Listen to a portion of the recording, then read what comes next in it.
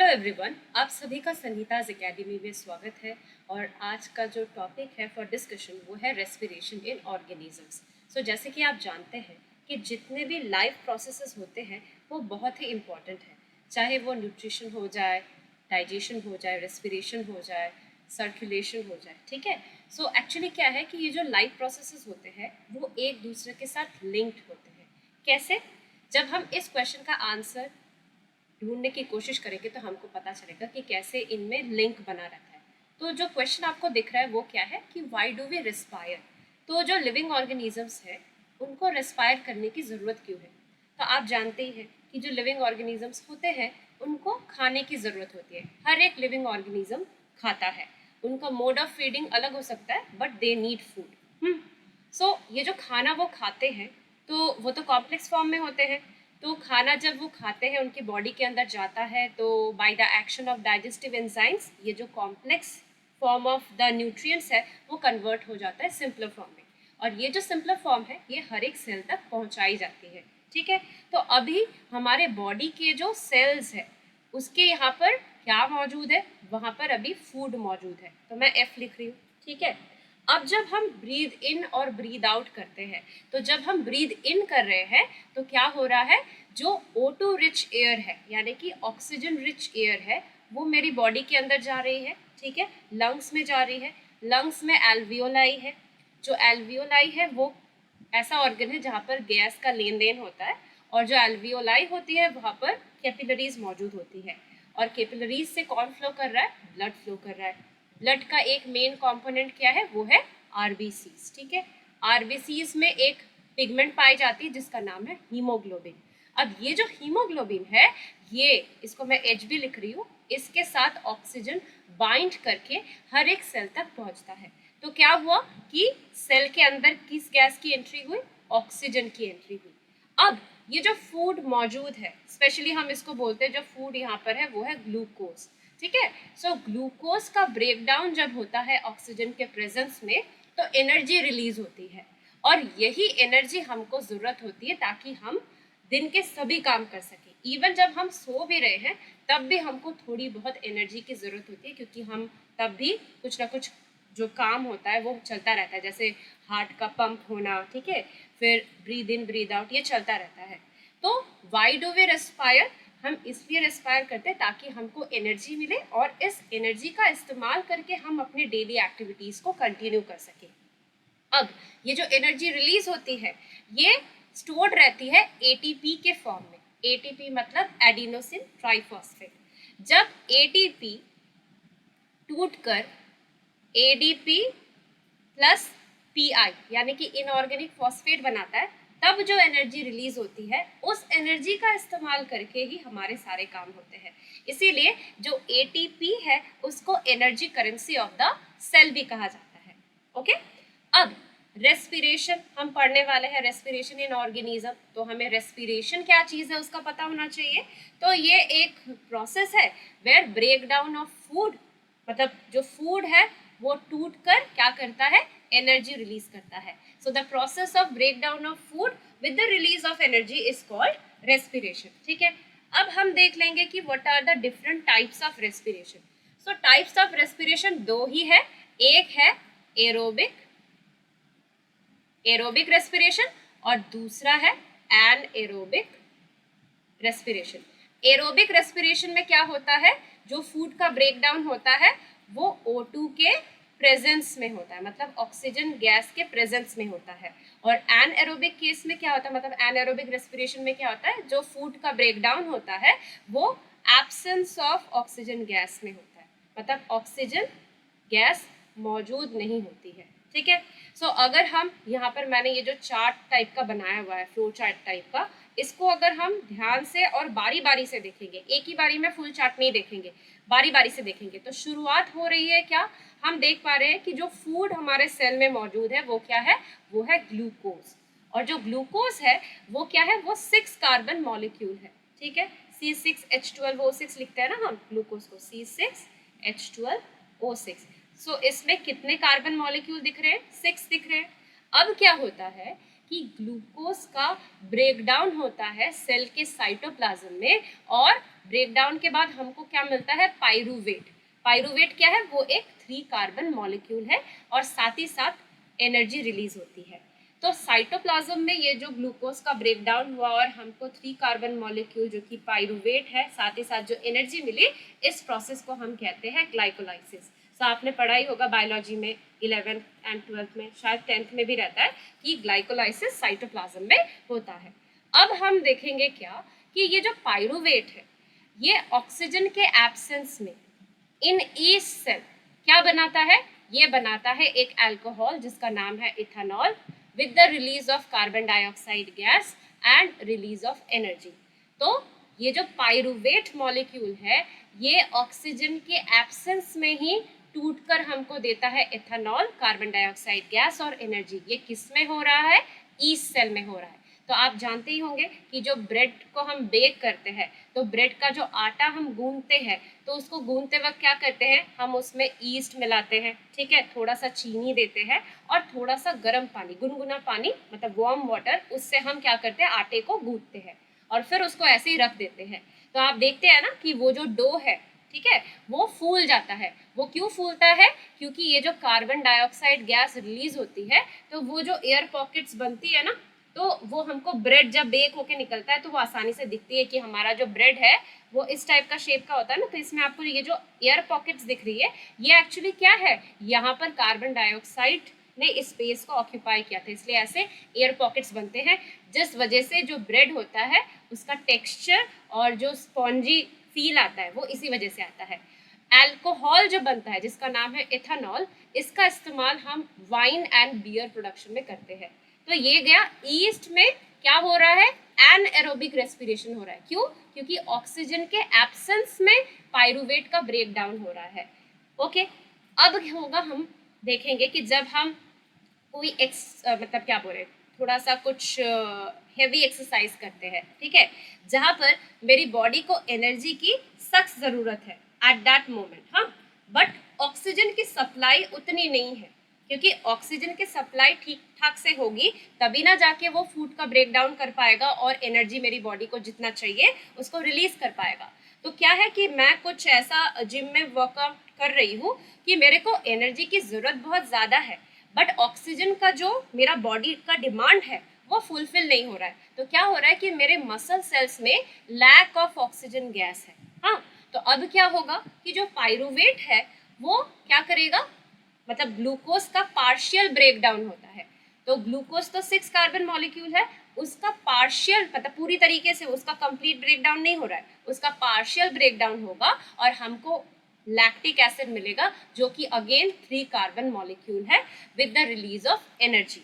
अब क्या होता है, ये जो लैक्टिक एसिड हमारे मसल सेल्स में एक्यूमुलेट होने मतलब लगता है, जमा होने लगता है, इसके वजह से हमको मसल क्रैम्प्स आती है, ठीक है। सो यहाँ से क्वेश्चन बहुत बार पूछा गया है कि मसल सेल्स में जो एनएरोबिक रेस्पिरेशन होता है उसका प्रोडक्ट क्या है, तो वो है lactic acid with the release of energy.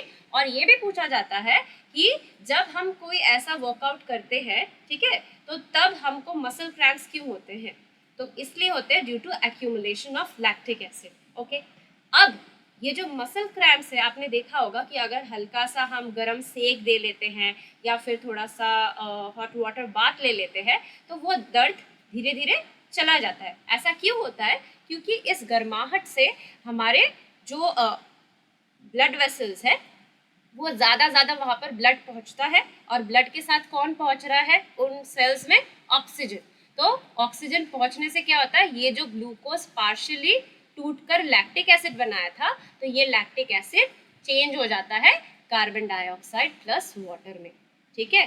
तो फिर वो जो दर्द है, क्योंकि लैक्टिक एसिड तो अब रही नहीं सेल्स में, तो दर्द भी धीरे धीरे चला जाता है।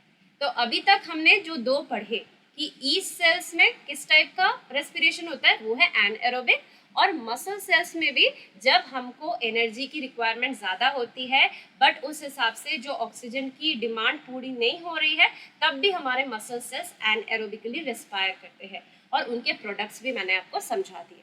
अब हम क्या करेंगे, अब हम एरोबिक रेस्पिरेशन को समझेंगे। तो उसके लिए मैं थोड़ा सा ये वाला जो पार्ट है इसको इरेज कर देती हूँ। ताकि साफ साफ दिखे। सो देखिए यहाँ पर आप क्या देख पा रहे हैं, जो तीसरा स्टेप हमको दिखाया गया है कि ग्लूकोज का जो ब्रेकडाउन है वो पाइरूवेट में हो चुका है। ठीक है, अब ऑक्सीजन के प्रेजेंस पे क्या हो रहा है कि ये जो पाइरूवेट है ये माइटोकॉन्ड्रिया में चला जाता है और वहां जाकर इसका कंप्लीट ब्रेकडाउन होता है और हमको क्या मिलता है, कार्बन डाइऑक्साइड गैस, वाटर और एनर्जी। तो ये है एरोबिक रेस्पिरेशन के प्रोडक्ट्स। क्या क्या है, carbon dioxide gas, water and energy. और एक बात आपको ध्यान में रखनी है वो ये है कि एरोबिक रेस्पिरेशन में जो एनर्जी रिलीज होती है वो कई गुना ज़्यादा होती है as compare to anaerobic respiration. So anaerobic respiration में हमने जो हायर क्लासेस में पढ़ा है तो हमको जो एनर्जी मिलती है वो लगभग 2 ATP हमको मिलता है। ठीक है, और एरोबिक रेस्पिरेशन में वो 36 ATP हमको मिलता है। तो इसीलिए मैंने आपको कहा कि एरोबिक रेस्पिरेशन में जो एनर्जी रिलीज होती है वो ज़्यादा होती है as compare to anaerobic respiration. तो यहाँ पर मैंने छोटा सा करके लिखा हुआ है कि एथेनॉल क्या है, वो एक 2 कार्बन मॉलिक्यूल है और लैक्टिक एसिड क्या है, वो एक 3 कार्बन मॉलिक्यूल है। तो यहाँ से ये वाला जो फ्लो चार्ट है ना, ये आपको अच्छे से समझ लेना है। मैं मेमोराइज करने नहीं बोलूंगी क्योंकि याद की गई चीजें क्या हो जाता है, हम भूल जाते हैं। तो आप कोई लॉजिकल लिंक बनाइए ताकि आपको ये फ्लो चार्ट अच्छे से याद रहे। ओके, बढ़ते हैं ब्रीदिंग की ओर। सो ब्रीदिंग एक्चुअली क्या होता है, one breath is equal to 1 inhalation plus 1 exhalation। Inhalation का मतलब क्या है, जब हम ऑक्सीजन रिच एयर अंदर ले रहे हैं। कैसे ले रहे हैं, सांस लेते वक्त अंदर ले रहे हैं। और 1 एक्सलेशन मतलब सांस छोड़ना। तो सांस छोड़ते वक्त कौन सी गैस हमारी बॉडी से बाहर निकल जाती है, वो है carbon dioxide gas. So 1 breath is equals to 1 inhalation plus 1 exhalation. Inhalation मतलब सांस लेना, और जब हम सांस ले रहे हैं तो हम ऑक्सीजन रिच एयर अंदर ले रहे हैं, मतलब हवा जिसमें ऑक्सीजन ज़्यादा मौजूद है उसको हम अपने सिस्टम के अंदर ले रहे हैं, अपने बॉडी के अंदर ले रहे हैं थ्रू आवर नोज। और एक्सलेशन का मतलब है सांस का छोड़ना, और कौन सा गैस बाहर आ रहा है, वो है कार्बन डाइऑक्साइड गैस। इसके बाद ब्रीदिंग से ही रिलेटेड आता है एक टर्म जिसको हम कहते हैं ब्रीदिंग रेट। ब्रीदिंग रेट का मतलब क्या है, the number of times a person breathes in a minute is termed as breathing rate. So 1 minute में इंसान कितने बार ब्रेथ्स ले रहा है उसी को हम ब्रीदिंग रेट कहते हैं। सो ब्रीदिंग रेट जो अडल्ट ह्यूमन बीइंग का होता है जब वो रेस्ट पे हो, मतलब कुछ ऐसा एक्टिविटी नहीं कर रहा है कि जिससे उसको एनर्जी की ज़्यादा ज़रूरत हो, जब वो नॉर्मली बैठा हुआ हो या लेटा हुआ हो, मतलब रेस्ट कर रहा हो, तो तब ब्रीदिंग रेट कितनी होती है, 15 to 18 टाइम्स पर मिनट। मतलब वो 15 से 18 ब्रेथ्स लेता है 1 मिनट में। और जब वही अडल्ट ह्यूमन बीइंग कोई हैवी एक्सरसाइज कर रहा हो तब जो ब्रीदिंग रेट होता है वो बढ़ जाती है, वो हो जाती है 25 ब्रेथ्स पर मिनट। सो यहाँ पर आप एक लिंक बना पा रहे हैं ना कि जब हमारी एनर्जी की रिक्वायरमेंट ज़्यादा होती है, क्योंकि हैवी एक्सरसाइज करते वक्त मेरी बॉडी को एनर्जी चाहिए, एनर्जी बनने के लिए मेरे को ऑक्सीजन चाहिए, तो तब मेरे को ज़्यादा सांस लेनी पड़ेगी। ठीक है, ज़्यादा ब्रेथ्स लेने पड़ेंगे, इसीलिए हैवी एक्सरसाइज में जो ब्रीदिंग रेट होता है वो बढ़ जाता है। अब एक और क्वेश्चन यहाँ से पूछा जा सकता है जो कि वेरी वेरी इंपॉर्टेंट है, वो ये है कि एक्वाटिक एनिमल्स जो होते हैं, मतलब जो पानी के अंदर रहने वाले जो लिविंग ऑर्गेनिजम्स होते हैं, उनकी ब्रीदिंग रेट फास्टर क्यों होती है टेरेस्ट्रियल एनिमल्स से, मतलब जो लैंड पर रहते हैं ऐसे एनिमल्स से जो एक्वाटिक एनिमल्स हैं उनकी ब्रीदिंग रेट ज़्यादा क्यों होती है। तो देखिए यहाँ पर मैंने क्या लिखा है कि जो टेरेस्ट्रियल एनिमल्स होते हैं उनको ऑक्सीजन कहाँ से मिलता है, एटमॉस्फेयर से मिल जाता है। ठीक है, बट जो एक्वाटिक एनिमल्स है उनको डिजॉल्व्ड ऑक्सीजन के ऊपर डिपेंडेंट रहना होता है, मतलब पानी में घुला मिला हुआ जो ऑक्सीजन गैस है उसका इस्तेमाल करके वो ब्रीदिंग का जो काम करते हैं। ओके, अब क्या है कि ये जो डिजॉल्व्ड ऑक्सीजन है, मतलब पानी के अंदर जो डिजॉल्व फॉर्म में ऑक्सीजन पाई जाती है वो बहुत ही कम होती है, इट इज़ फेयरली लो, बहुत ही कम होती है as compare to the amount of oxygen gas in air. हवा में ऑक्सीजन गैस का जो अमाउंट है वो कई गुना ज़्यादा होता है as compare to that in dissolve form in water. Okay, इसीलिए क्या होता है कि जो एक्वाटिक एनिमल्स होते हैं उनमें ब्रीदिंग रेट ज़्यादा होता है, मतलब वो 1 मिनट में ज़्यादा बार सांस लेंगे और छोड़ेंगे as compare to land animals. अब यहाँ पर एक रेड कलर से मैंने जो चीज़ लिखी है, मतलब क्या है कि ये बहुत ही इंपॉर्टेंट है। वो ये बताया गया है कि जब किसी इंसान को एक्स्ट्रा एनर्जी की ज़रूरत होती है तब वो जल्दी जल्दी सांस लेता है, ताकि जो ऑक्सीजन है वो सेल्स तक पहुंचे, मतलब ज़्यादा ऑक्सीजन उसके सेल्स तक पहुंचे, क्योंकि सेल्स में फूड मौजूद है, ऑक्सीजन पहुंचेगा तभी जाकर क्या होगा, जो फूड का ब्रेक डाउन होगा और वहां से उसको एनर्जी मिलेगी। It speeds up the break down of food and more energy is release. तो जो बात मैंने आपसे कही।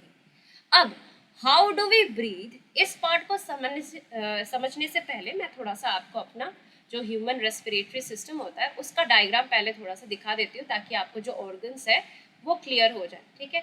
तो जैसे कि आप देख पा रहे हैं कि यहाँ पर ह्यूमन रेस्पिरेटरी सिस्टम का एक डिटेल स्ट्रक्चर दिया गया है।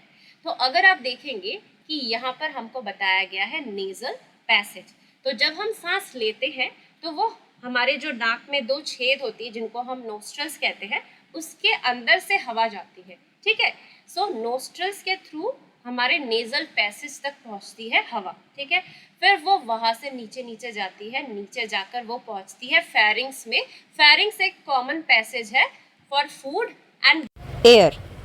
उसके बाद पहुंचता है वो हवा लैरिंग्स में, मतलब जिसको हम वॉइस बॉक्स भी कहते हैं।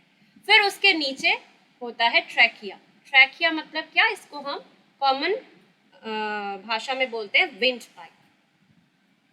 तो ट्रैकिया में पहुंचता है। ट्रैकिया देखिए ये 2 जगह में बट जाता है, ठीक है। So right bronchi and left bronchi 2 जगह में। सो ऐसे ट्रैकिया इधर पे एक जगह पे डिवाइड हो रहा है और इधर पे लेफ्ट लंग की ओर जा रहा है। सो ये जो 2 है इनको हम क्या कहते हैं, इनको हम कहते हैं ब्रोंकाई। ब्रोंकाई क्या करते हैं, वो फर्दर ऐसे ब्रांच स्ट्रक्चर्स बनाते हैं, ठीक है। तो ऐसे ब्रांच स्ट्रक्चर जो ये बना रहे हैं उनको हम कहते हैं ब्रोंकियोल्स। और ब्रोंकियोल्स के एंड में आपको ऐसे गुब्बारे जैसे स्ट्रक्चर मिलेंगे, ठीक है, बलून लाइक स्ट्रक्चर, ठीक है। सो इनको हम कहते हैं एल्वियोलाई या एल्वियोलर सैक। ये जो बलून लाइक स्ट्रक्चर, इनको हम एल्वियोलाई कहते हैं। एल्वियोलाई वो जगह है जहां पर गैस की लेन देन होती है। अब जब हम सांस लेते हैं, मतलब ब्रीदिंग में हमारे 2 चीज बड़े काम आते हैं।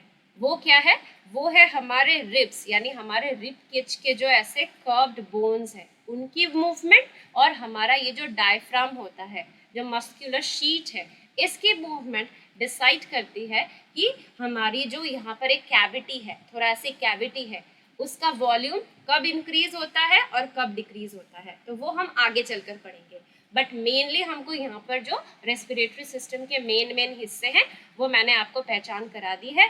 अब ये जो रिंग्स ऑफ कार्टिलेज है, अगर आप ट्रेकिया देखेंगे ना तो आपको ऐसे कार्टिलेज की रिंग्स दिखेगी, इसको बोलते हैं सी शेपेड रिंग्स ऑफ कार्टिलेज। सो ये रिंग्स ऑफ कार्टिलेज का भी क्या रोल है वो भी आगे चलकर हम पढ़ेंगे, क्योंकि ऐसे क्वेश्चंस पूछे जाते हैं किसी भी कॉम्पिटिटिव एग्जाम में।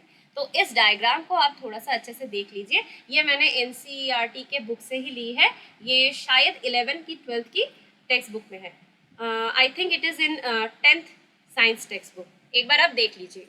अब हम यहाँ पे पढ़ेंगे कि हाउ डू वी ब्रीथ, हम किस तरीके से सांस लेते हैं। तो देखिए फ्लो चार्ट के फॉर्म में बताया हुआ है। सो ऑक्सीजन रिच जो एयर है वो हमारे नोस्ट्रल्स में एंटर करती है। नोस्ट्रल्स मतलब नाक के जो 2 होल्स होते हैं उनको हम नोस्ट्रल्स कहते हैं। वहाँ से जो हवा है वो पहुँच जाती है नेजल कैविटी में, या तो इसको बहुत जगह पे नेजल पैसेज या नेजल चेम्बर भी कहा जाता है, खाली जगह होती है वहां पर ये पहुंच जाती है। फिर वहां से वो आगे बढ़ती है विंड पाइप की ओर, जिसको हम ट्रेकिया भी कहते हैं। विंड पाइप 2 जगह पे बट जाता है, तो ब्रोंकाई कहलाता है वो वाला पार्ट, मतलब जो राइट ब्रोंकाई है वो राइट लंग की ओर चला जाता है, जो लेफ्ट ब्रोंकाई है वो लेफ्ट लंग की तरह चला जाता है। फिर ये ब्रोंकाई फर्दर ब्रांच स्ट्रक्चर्स बनाते हैं जिनको हम ब्रोंकियोल्स बोलते हैं, और ब्रोंकियोल्स एंड होती है एल्वियोलाई में, जहाँ पर गैसियस एक्सचेंज होता है। तो एल्वियोलाई में जो गैसियस एक्सचेंज होता है उसको मैंने यहाँ पर डायग्रामेटिक वे में दिखाया है। तो जैसे कि आप देख पा रहे हैं कि यहाँ पर मैंने ये जो बलून लाइक स्ट्रक्चर दिखाया हुआ है ये है एक एल्वियोलाई, और पास ही में मैंने ब्लड कैपिलरीज दिखाई है।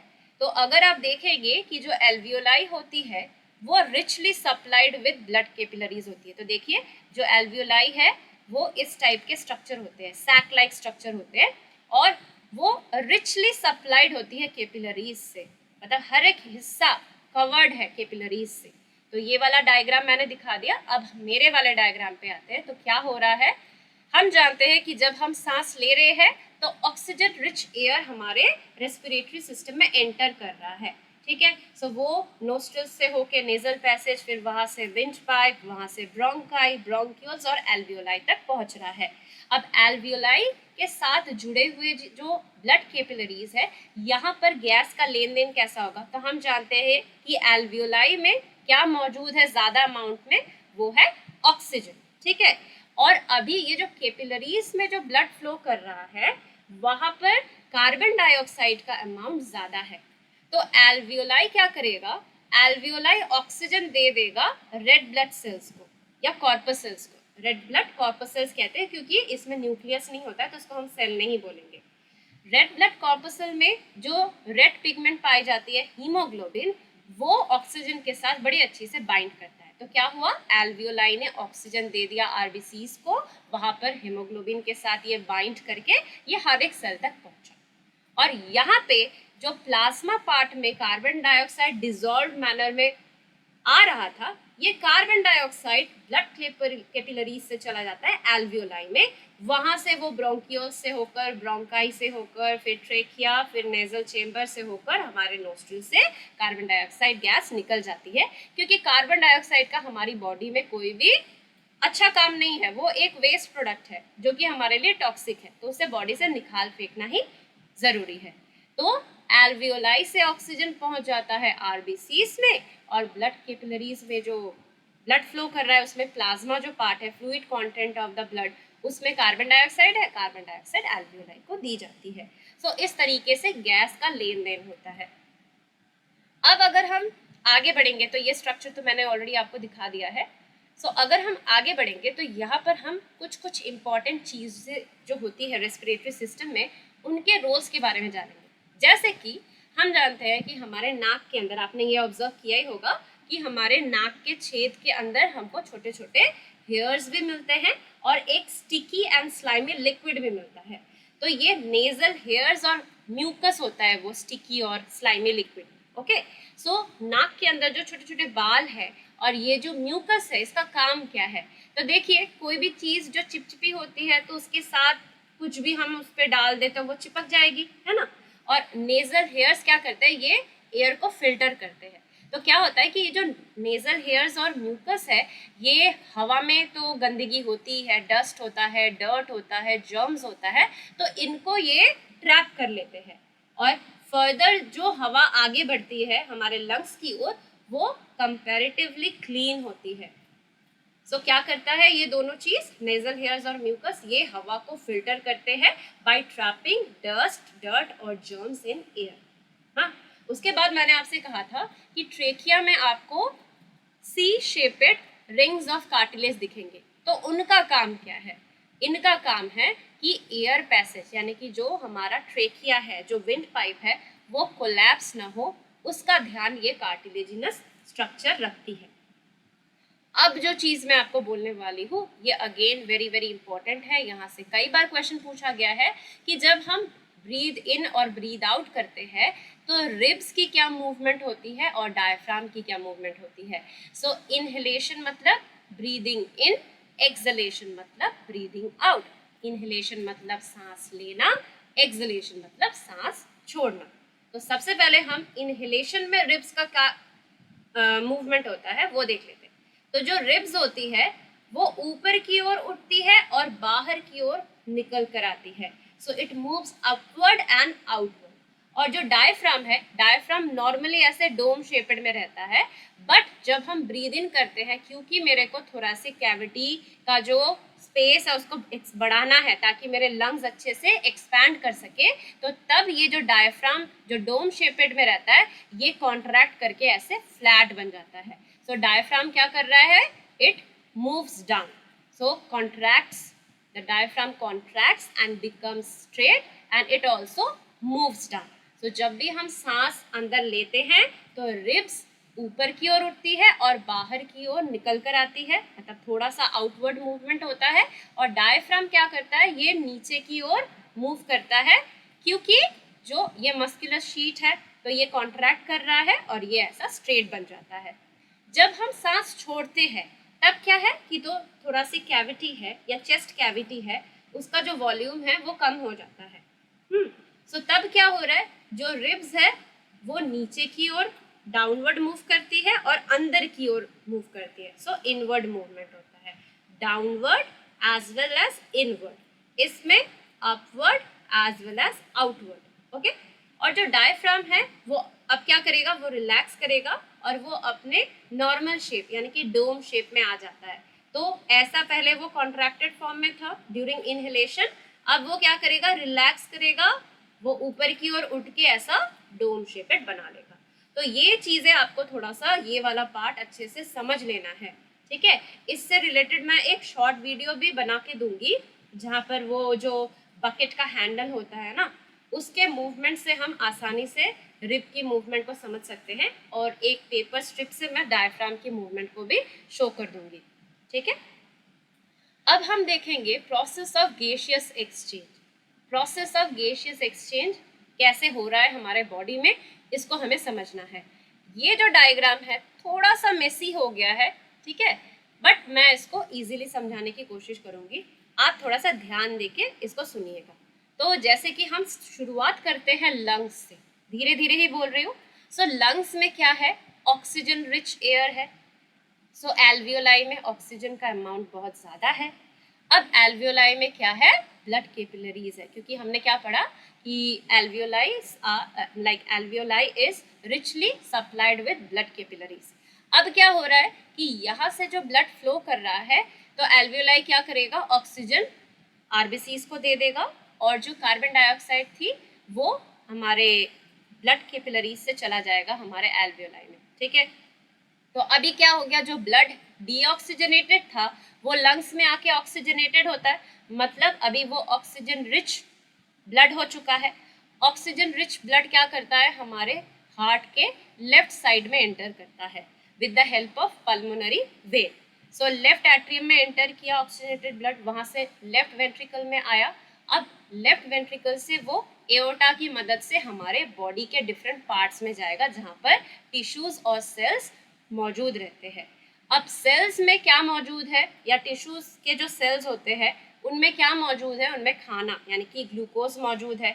तो यहाँ पर क्या हो रहा है, ऑक्सीजनेटेड ब्लड पहुंचा, तो यहाँ पे क्या होगा, कैपिलरीज से ये ऑक्सीजन चला जाएगा हर एक सेल की ओर। तो सेल में गया तो वहाँ पे क्या होगा, फूड का ब्रेक डाउन होगा, एरोबिक रेस्पिरेशन होगा। सो फूड का ब्रेक डाउन होने से क्या मिलेगा हमको, कार्बन डाइऑक्साइड गैस मिलेगा, वाटर मिलेगा, as well as energy release होगी। अब ये जो कार्बन डाइऑक्साइड गैस हर एक सेल में बन रहा है, ये एक वेस्ट प्रोडक्ट है, it is of no use, इसको हमारे शरीर से निकाल फेंकना ही बेहतर है। तो क्या होगा, ये हर एक सेल में जो कार्बन डाइऑक्साइड बनी as a by product of aerobic respiration, ये कार्बन डाइऑक्साइड ब्लड कैपिलरीज में आ जाती है। फिर ये जो डीऑक्सीजनेटेड ब्लड है, जैसा कि हम जानते हैं डीऑक्सीजनेटेड ब्लड सुपीरियर और इंफीरियर वेना केवा के थ्रू हमारे right side of the heart में एंटर करता है। सो राइट एट्रियम में आया, फिर वहाँ से राइट वेंट्रिकल को गया, फिर जो हमारे पल्मोनरी आर्टरी है, पल्मोनरी आर्टरी इसको लंग्स तक लेके जाएंगे ताकि अगेन जो ब्लड है वो ऑक्सीजनेटेड हो जाए। फिर ये जो प्रोसेस मैंने एक्सप्लेन किया ये चलता रहता है, चलता रहता है। तो अगर आपने मेरे सर्कुलेटरी सिस्टम में मैंने जो सेशन लिया था वहाँ पर आपने अगर डबल सर्कुलेशन को समझा होगा तो आपको ये डायग्राम भी अच्छे से समझ आ जाएगा। अगर आपको फिर भी डाउट है तो आप जाकर मेरे चैनल पे सर्कुलेटरी सिस्टम से रिलेटेड जो वीडियो है उसको आप देख सकते हैं। और एक मैंने हार्ट के ऊपर भी वीडियो बनाई हुई है, वहाँ पर भी मैंने हार्ट का जो स्ट्रक्चर है उसको सिंपल तरीके से एक्सप्लेन किया है, वहाँ पर भी मैंने डबल सर्कुलेशन को अच्छे से एक्सप्लेन किया है, तो आप जाकर उस वीडियो को देख सकते हैं। अब हम बढ़ेंगे कि किस तरीके से कार्बन डाइऑक्साइड की प्रेजेंस को हम डिटेक्ट कर सकते हैं, मतलब उसकी टेस्ट हम कैसे लेंगे। तो जैसे कि आप जानते हैं, हमने छोटे से ही पढ़ा हुआ है कि carbon dioxide gas turns lime water milky. इसका मतलब एक्चुअली क्या है, तो एक्सपेरिमेंट में हमको क्या करना है कि हम लाइम वाटर लेंगे, लाइम वाटर में क्या मौजूद है, कैल्शियम हाइड्रोक्साइड मौजूद है, और फिर उसमें फूंक मारेंगे। तो जब हम फूंक मार रहे हैं तो हवा में, मतलब जो फूंक वाली हवा है उसमें कौन सी गैस मौजूद है, कार्बन डाइऑक्साइड गैस मौजूद है। अब क्या होता है कि ये जो लाइम वाटर है वो कार्बन डाइऑक्साइड के साथ रिएक्ट करके, या फिर हम ऐसे बोल सकते हैं कि जो कैल्शियम हाइड्रोक्साइड है वो कार्बन डाइऑक्साइड के साथ रिएक्ट करके एक नया प्रोडक्ट बनाता है जिसका नाम है कैल्शियम कार्बोनेट। कैल्शियम कार्बोनेट क्या है, ये एक वाइट कलर का प्रेसिपिटेट है। तो इसी को हम बोलते हैं कि टर्न्स मिल्की, मतलब दूध जैसा अपीयर करता है, साथ ही साथ वाटर भी बनता है। तो इसीलिए हम कहते हैं कि कार्बन डाइऑक्साइड गैस किसी भी एक्सपेरिमेंट में रिलीज हो रही है कि नहीं हो रही है, उसका टेस्ट हम कैसे कर सकते हैं, उसका टेस्ट हम लाइम वाटर से कर सकते हैं। अगर लाइम वाटर मिल्की टर्न हो जाती है, मतलब ही जो गैस है वो कौन है, वो कार्बन डाइऑक्साइड है। तो ये वाला भी बहुत इंपॉर्टेंट एक पार्ट है रेस्पिरेशन का, how to detect the presence of carbon dioxide gas, तो वो मैंने यहाँ पे कवर कर दिया। अब ये जो चीज़ है ये भी वेरी वेरी इंपॉर्टेंट है, मतलब मैंने ट्राई तो किया है कि चैप्टर के सभी कॉन्सेप्ट्स को इंक्लूड करूँ, बट जो ज़्यादा इंपॉर्टेंट है उनको मैं यहाँ पर बता रही हूँ। So percentage of oxygen and carbon dioxide in inhaled and excelled air, मतलब जब सांस लेते हैं तब ऑक्सीजन और कार्बन डाइऑक्साइड की परसेंटेज क्या होती है, और जब हम छोड़ते हैं तब उनकी परसेंटेज क्या होती है। तो अगर आप इसको देखेंगे डायग्राम को, तो हम देख पा रहे हैं कि यहाँ पर लंग्स दिखाया गया है। तो जब हम सांस ले रहे हैं तब एटमॉस्फेयर में ऑक्सीजन की परसेंटेज तो हम जानते ही हैं कि वो 21% है, और कार्बन डाइऑक्साइड की परसेंटेज क्या है, 0.04% है।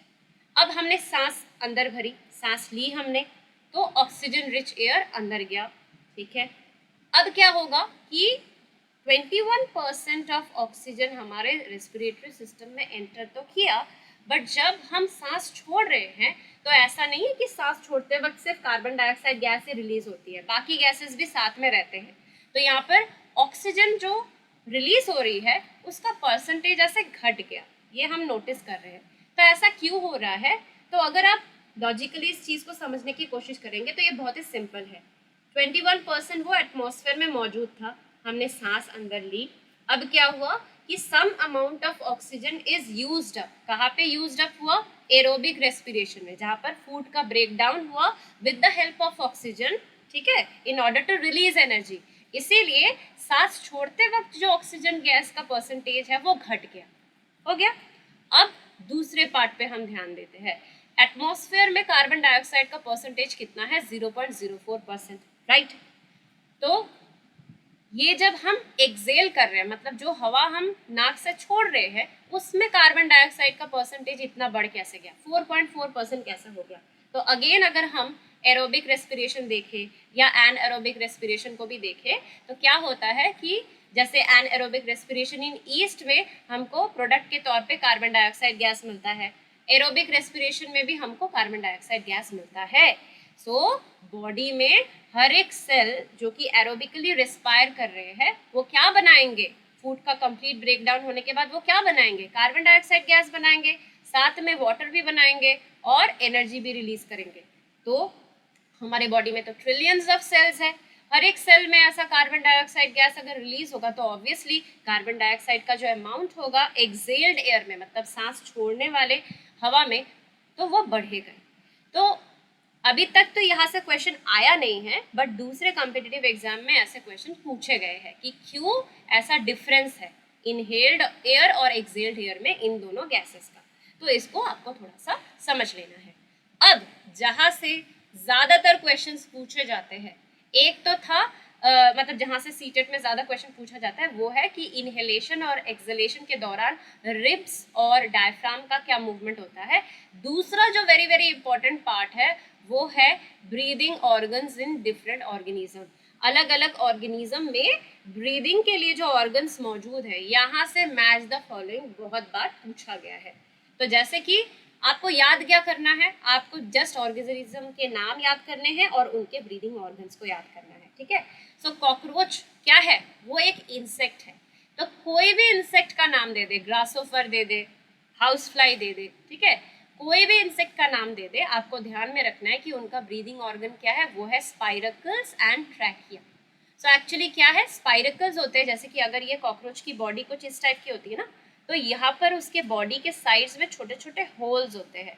तो इन्हीं छोटे छोटे होल्स को हम स्पाइरकल बोलते हैं। और ये होल्स ना ऐसे पतले पतले ट्यूब्स से कनेक्टेड होते हैं, जिनको हम ट्रैकियल ट्यूब्स कहते हैं या ट्रैकिया कहते हैं। तो स्पाइरकल्स एंड ट्रैकिया दोनों ही इसके ब्रीदिंग ऑर्गन्स है। अगर स्पाइरकल्स दिया रहेगा मैच द फॉलोइंग में, तो इंसेक्ट के साथ उसको ऐड कर दीजिएगा। अगर ट्रेकिया दिया रहेगा तो फिर इंसेक्ट के साथ उसको मैच कर दीजिएगा। अर्थवॉर्म क्या है, वो तो एक वॉर्म है। तो वो ब्रीथ कैसे करता है, वो ब्रीथ करता है थ्रू इट्स स्किन, जो कि भीगी भीगी और स्लाइमी सी होती है। फ्रॉग्स जो है, हम जानते हैं कि फ्रॉग्स जब टैडपोल स्टेज में होते हैं तो वो पानी के अंदर रहते हैं, और जब एडल्ट स्टेज में होते हैं तो तब वो लैंड पे रहते हैं। तो जब वो पानी के अंदर रहते हैं तब उनके गिल्स होते हैं, ठीक है, टैडपोल स्टेज में, ओके। और जब वो बाहर रहते हैं तो they breathe with the help of their lungs and moist skin. तो ये आपको ध्यान में रखना है। मछलियों के केस में तो गिल्स होती है, ओके। ह्यूमन एक मैमल है तो उनमें लंग्स पाई जाती है as a breathing organ. Dolphins and whales भी मैमल्स ही है, they are aquatic mammals. So क्योंकि वो मैमल्स है तो उनमें ब्रीदिंग ऑर्गन क्या होगी, लंग्स होगी। और लंग्स तक हवा कौन पहुंचाता है, तो आप देखेंगे उनके सर के ऊपर ऐसे दो छोटे छोटे छेद होते हैं, उनको हम ब्लो होल्स बोलते हैं। सो वहां से हवा अंदर जाती है और फिर वहां से वो एक्सेल भी करते हैं। प्लांट्स के केसेस में गैसियस एक्सचेंज, ब्रीदिंग ऑर्गन तो हम कह नहीं सकते, उनमें गैसियस एक्सचेंज किसके थ्रू होता है, तो हम जानते हैं पत्तियों के लोअर सरफेस में, मतलब निचले हिस्से में टाइनी पोर्स होते हैं जिनको हम स्टोमाटा कहते हैं। तो वहीं से ऑक्सीजन अंदर जाती है या फिर कार्बन डाइऑक्साइड अंदर जाती है, और दोनों गैसेस, मतलब जैसे ऑक्सीजन कब एंटर करती है, जब प्लांट रिस्पायर करता है। कार्बन डाइऑक्साइड कब एंटर करेगी प्लांट के पार्ट में, वो होगा जब उनको फोटोसिंथेसिस करना हो। तो गैसियस एक्सचेंज होता है थ्रू स्टोमाटा।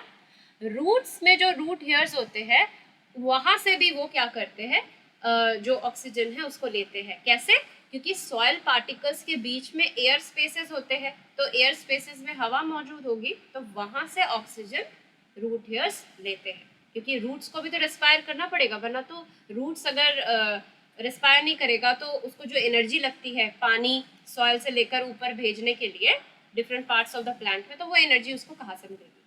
तो इसलिए ये जो breathing organs in different organisms है, ये आपको थोड़ा सा अच्छे से पढ़ना है। तो इसी के साथ हमारा आज का सेशन यहीं पर समाप्त होता है। आशा करती हूँ कि आपको मेरा आज का सेशन पसंद आया होगा। अगर आपको मेरा ये वीडियो पसंद आया है तो प्लीज़ इसे लाइक एंड शेयर कीजिए, और मेरे चैनल सनीताज एकेडमी को सब्सक्राइब कीजिए। जो बेल आइकन है उसको प्रेस करके रखें ताकि आपको मेरे चैनल पर जो वीडियोज़ की अपडेट्स है टाइम टू टाइम मिलती रहे।